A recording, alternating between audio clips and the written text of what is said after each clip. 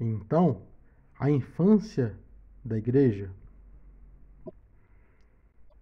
a inocência da igreja é o que vai fazer alguns rirem, né? E eu riria se eu tivesse, né?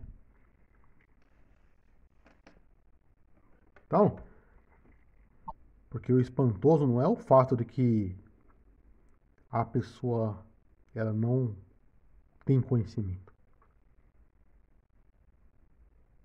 Isso é até vamos relevar, né?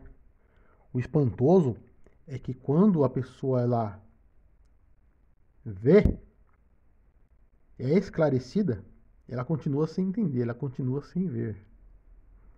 Isso que é o mais engraçado, né? É aquela coisa, vai ser muito fácil, vai ser fácil demais, né? A origem da cegueira espiritual é a voluntariedade. A pessoa escolheu não enxergar, escolheu não ver, escolheu não entender. Então, na verdade, não existe um conhecimento do bem e do mal para o cristão, porque não há como ter um conhecimento de coisas que são incompatíveis. Por exemplo, vamos supor que você chega num físico ou num astrofísico e fala, olha, você possui o conhecimento da luz e da escuridão? Bom, se você se existe a luz, não há escuridão, não tem como ter as duas coisas ao mesmo tempo. Então não há como ter um conhecimento disso. Para o caso do cristão, lógico, né? A única coisa que o cristão pode fazer é discernir entre uma coisa e outra. Ele não pode conhecer as duas coisas ao mesmo tempo. Porque isso é absurdo, não existe isso. No caso do cristão, para o cristão, isso não existe. Porque isso vai contra a lógica. As pessoas reclamam do sofrimento, né? Por que existe o sofrimento? Bom, esse é o problema, é o encantamento, né? Com determinado tipo de conhecimento, pelo qual havia uma determinação, não comerás, né? O dia que você comer, certamente você morrerá, maldita é a terra por causa de ti. Mesmo que você seja um darwinista, isso é um princípio espiritual, né? Não estou propondo aqui uma literalidade do relato de Gênesis. Trata-se do fato de que em todas as culturas, se você for estudar as tribos, como vai fazer antropologia, você vai ver que o xamanismo, os encantamentos é predominante.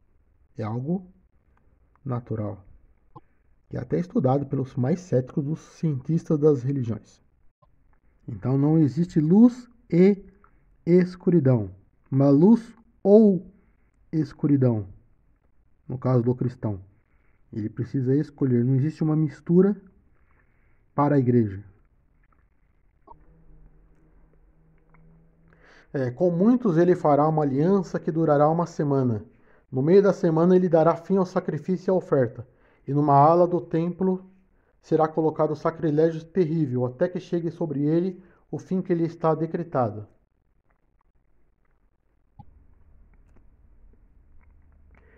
Quando disserem paz e segurança, então de repente a destruição virá sobre eles com dores, como dores à mulher grávida, e de modo nenhum escaparão.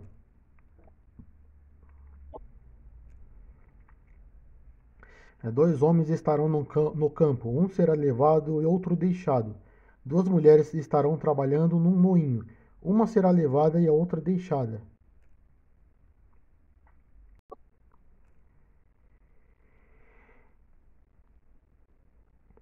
Antes daquele dia virá a apostasia, e então será revelado o homem do pecado, o filho da perdição.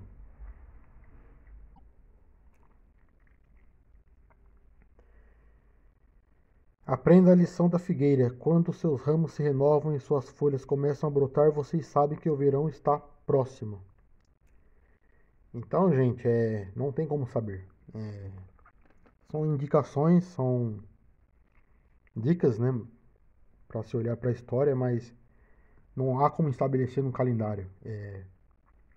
Por exemplo, um será levado, outro deixado, né? Aqueles que não são pré-milenistas, os que não são os pós-tribulacionistas, que acreditam que o arrebatamento da igreja é depois da grande tribulação e que a igreja passa pela grande tribulação, eles vão interpretar de outra forma essa passagem, né? De que um será levado, outro deixado. Ele será levado para um lugar de destruição, né? Por onde estiver, pois será como nos dias de Noé, e onde estiver o cadáver, ali estarão os abutres. Esse é o contexto. Mateus 24. Não existe na teologia um consenso escatológico. Se haverá um arrebatamento como no deixados para trás, que serão 7 anos, 3 anos e meio. Se o Papa vai ser o anticristo, gente, é impossível que haja um anticristo sendo um Papa da Igreja, né, católica, né? Vamos respeitar a Igreja Católica. Como nós já temos insistido, a oração sacerdotal de Jesus não é qualquer coisa, ela foi feita antes de sua morte, né? Que todos eles sejam um para que o mundo creia que tu me enviaste. A afirmação do crédito da igreja de que Jesus foi enviado é que ela seja una, né? Mas a grande apostasia. O que é a grande apostasia? É virar a moeda, né? Mudar de opinião. O que não acontecia há 15 anos atrás, como acontece da maneira que acontece hoje. Há 20 anos atrás, há 30 anos atrás, do jeito que acontece hoje. A igreja ela está infantilizada. Eu tenho um nome não muito elegante para isso, né? Mas nossa, que arrogância, né? Bom, Paulo já falava sobre o leite materno. Como já afirmei, a cegueira espiritual ela é voluntária. Então isso tem um nome, isso se chama analfabetismo. Analfabetismo. Se você chamar um ateu para fazer uma pregação numa igreja, ele pode fazer uma pregação até converter uma pessoa. Sério mesmo. Dependendo do ateu. Se você chamar um filósofo ateu que estuda religiões, ciências das religiões, ele pode fazer até um apelo lá e as pessoas aceitar Jesus, que ele conhece a Bíblia, viu? Ele entendeu o lance do cristianismo. Ele vai até ensinar, ó, você está fazendo errado aqui, você não entendeu esse ponto, tá vendo? Aqui tá falando da misericórdia, você tá usando a lei, ele vai dar uma aula para você. Porque você não tá estudando, você não. E se você é retórico, né? Que quem tá assistindo a aula não se encaixa nisso, né? Mas eu acho que não é difícil de entender o aborrecimento que também estava lá em Paulo, no autor de Hebreus, né? Vocês já deviam ser mestres e nós temos que falar de fundamentos. Eu já ouvi seitas dizerem, seitas, tá? Não igreja, seita. Não sei como que ocorre nas igrejas, nunca ouvi falar isso. Mas já ouvi seitas dizerem, algum tempo atrás, não sei se ainda acreditam nisso, que uma cobra sai da televisão, porque a televisão é do diabo, e a cobra saía da televisão e ele comia a comida que estava lá na panela. Beleza? Já ouvi falar de que a pessoa estava assistindo uma luta de boxe lá na televisão, depois os demônios saíram da televisão e deram uma surra lá, como aqueles lutadores de boxe na pessoa que estava assistindo televisão. Que a televisão é do diabo. Eu já ouvi falar, um cara que fala que é profeta, que os dois anjos vieram trazer um instrumento para ele, que ele queria tocar, né? Os dois anjos do céu vieram e deram de presente um instrumento para ele. E as pessoas falam, nossa, ele então é uma pessoa muito espiritual. Acreditam, bom. Um violino você compra menos de R$ 500, você compra um violino assim, simples, né? Eu tô meio por fora do preço atualmente dos instrumentos, mas não é muito caro você comprar um violino, não. Mas os anjos vieram, não veio um anjo só, veio dois anjos trazer o violino. Isso não foi numa igreja, foi numa seita, mas daí você já tira mais ou menos, né? Porque você pode ter a unção do riso, né? A unção do cachorro. Então, você acha que eu estou falando analfabetismo? Eu estou sendo deselegante. Nós vivemos na era da informação, na era da internet. Existem pessoas que acreditam que a Terra é plana. E esse é um plano, né? Porque é muito sagaz, né? Se você é uma pessoa dada a muito emocionalismo e você leva isso para as experiências espirituais, você vai começar a ver um monte de coisa. Só que você não vai ter inteligência, porque você está apenas na emoção, no emocionalismo, você não está estudando o assunto, certo? É o dualismo que eu já falei em alguma aula que está aqui no canal. Então você tá entendendo que existe um mundo espiritual, mas você não estudou sobre o assunto, você tá falando coisas da sua mente. Não adiantou nada. Você está fantasiando, você está no mundo imaginário.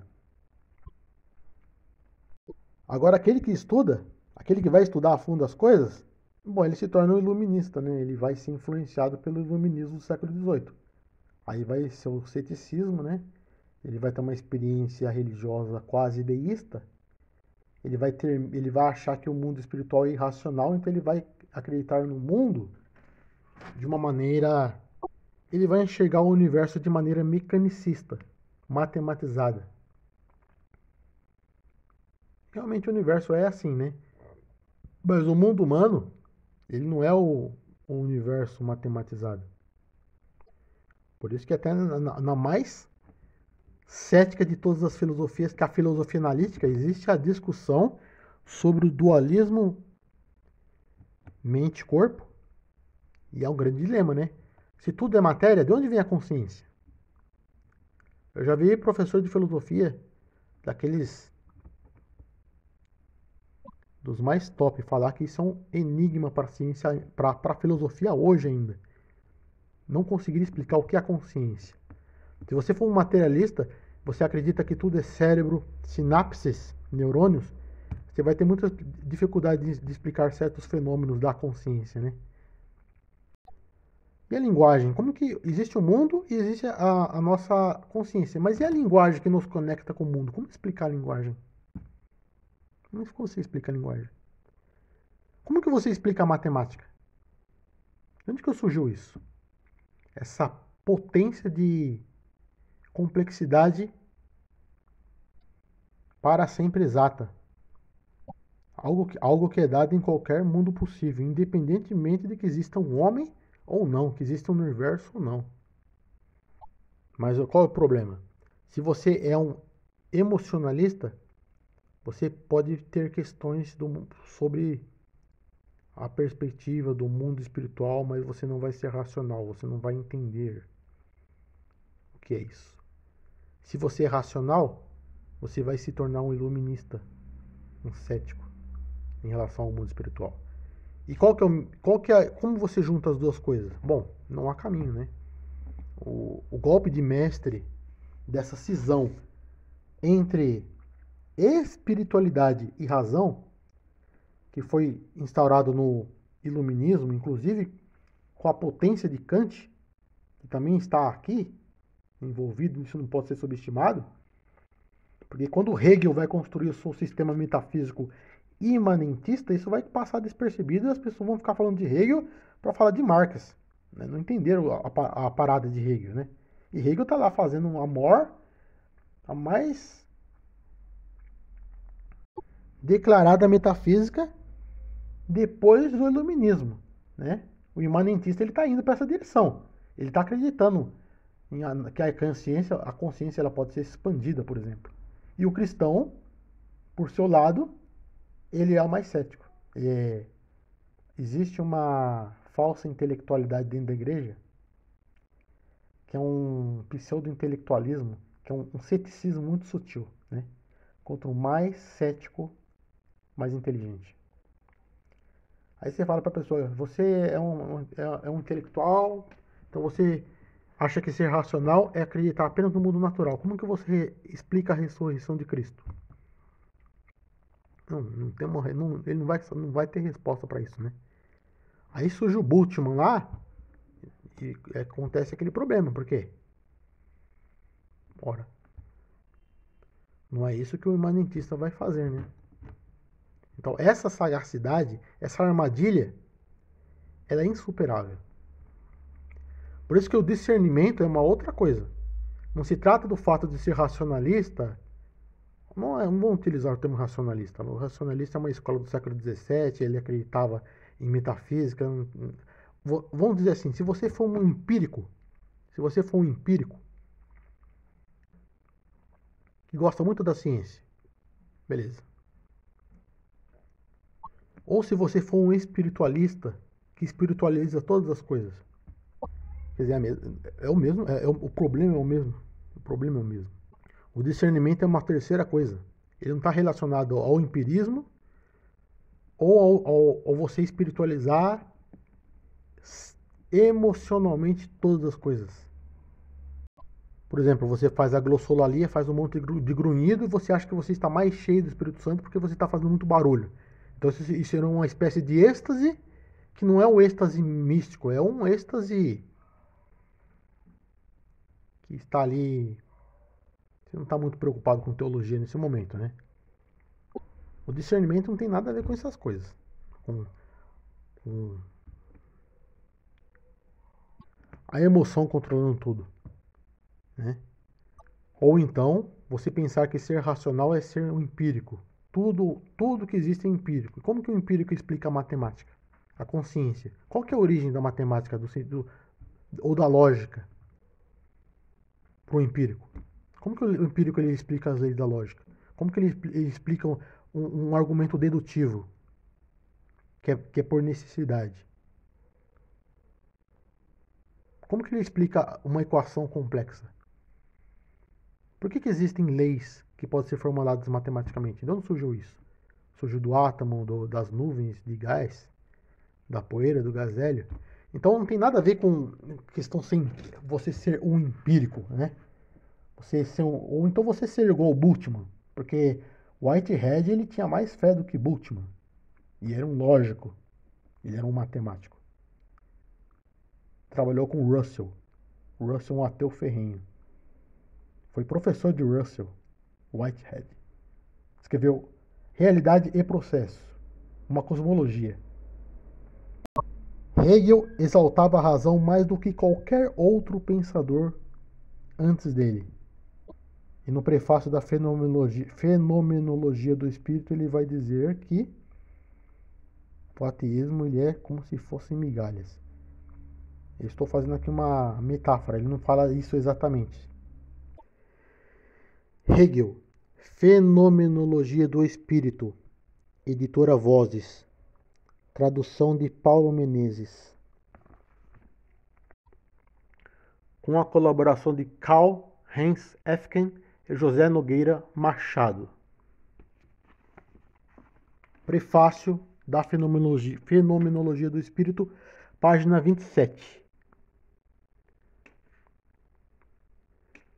Corresponde a tal exigência o esforço tenso e impaciente, de um zelo quase em chamas, para retirar os homens do afundamento no sensível, no vulgar e no singular, e dirigir seu olhar para as estrelas, como se os homens, de todo esquecidos do divino, estivessem a ponto de contentar-se com pó e água, como os vermes.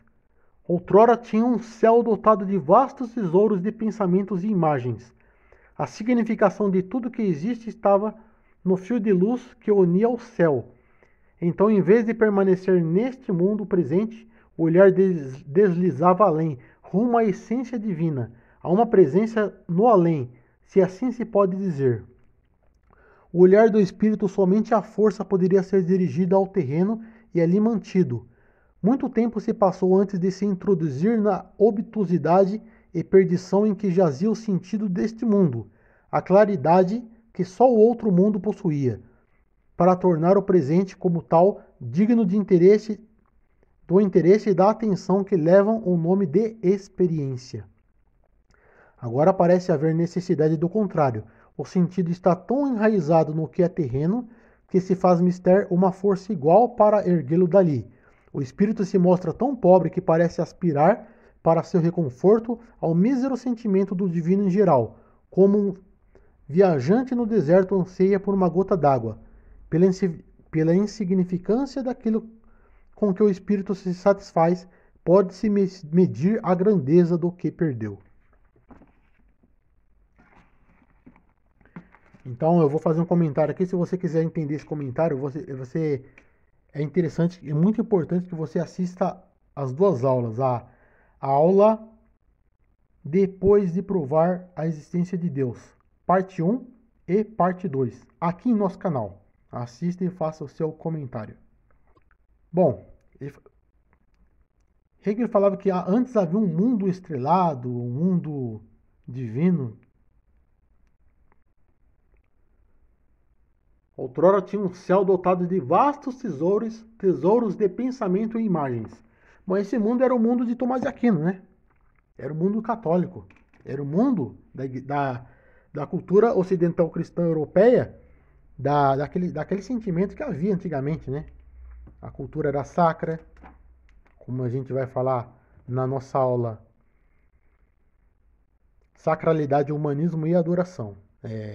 O direito canônico era considerado divino porque a lei ela vinha de Deus.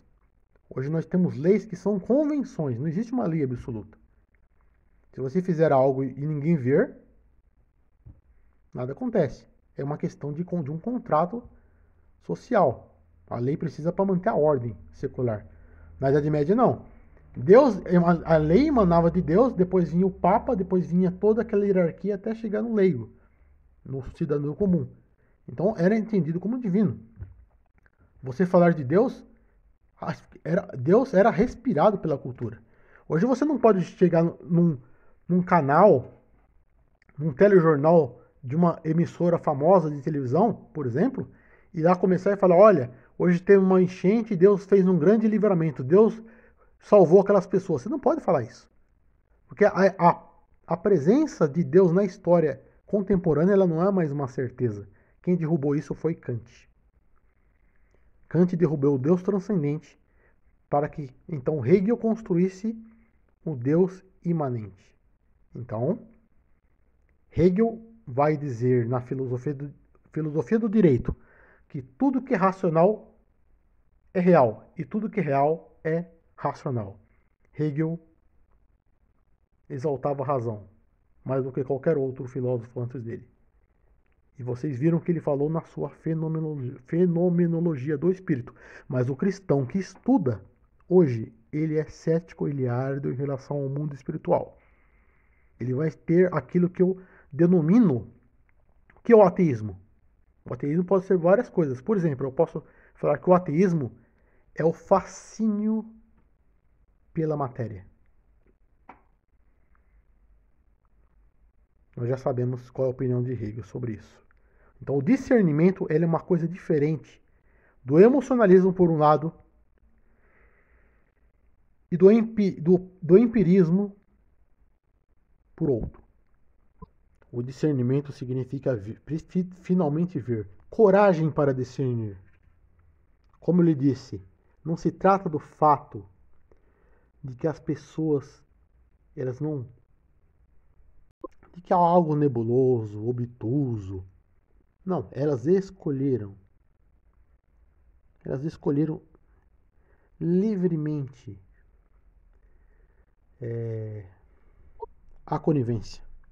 A cegueira é uma forma de conivência espiritual. Se vocês estão captando o problema aqui, filosoficamente falando, estabelecendo fundamentos da guerra. A cegueira espiritual, ela é voluntária, ela é planejada, ela é estratégica. Beleza, gente? Beleza, gente? Beleza. Não se trata do fato de olhar para o calendário. Falar que o Papa vai ser anticristo. Um absurdo desse, né? que a Babilônia está edificada sobre os 7 montes. Na época de João, quem estava edificado era o Império Romano lá, tinha o Imperador Nero na época, né? O que a igreja tem a ver com isso? A igreja católica tem a ver com isso.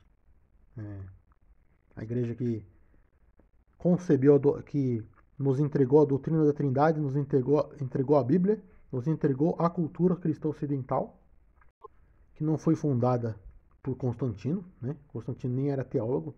A igreja existe sempre, desde os tempos de Jesus, né? E ela existe até hoje. Ela é católica, ela é universal, ela é ortodoxa, ela é protestante, ela é una, ela é uma só igreja, ela é a unidade da igreja. Ela não é o anticristo que vai sair de Roma. O anticristo não sai de Roma.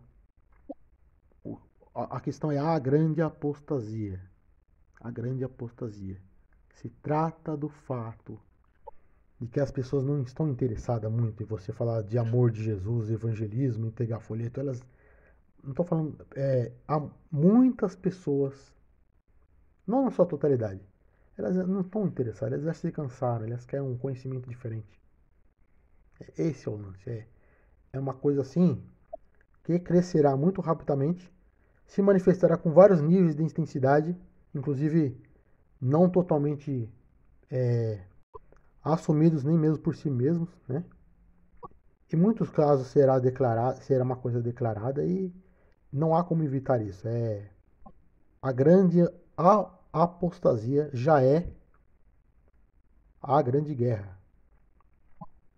Já estamos nela. Deixemos as semanas de Daniel para um outro momento da história. Vamos nos voltar para a grande apostasia. Será muito mais saudável conforme o sentido da calma. De saber que hoje a igreja não. O que eu estou querendo dizer é que a igreja hoje não tem muita relevância para a sociedade. A igreja perdeu um pouco do sentido. Faz um teste, faz um teste. Pega as pessoas que você conhece que são protestantes e pega uma pessoa que você conhece que não vai na igreja. Qual a diferença entre elas? Quem é melhor? Existe uma diferença objetiva entre elas? Ou você pode fazer mesmo com um católico. Pega pessoas católicas e pessoas que não vão na igreja. A diferença é absurda em termos da personalidade da pessoa, do trato, da objetividade do relacionamento, da afetividade, da humanidade. A grande apostasia é uma escolha de subversão lúcida. Faça o que você quer, tudo é legítimo. Faça o que você quer, tudo é legítimo. Amar é perder.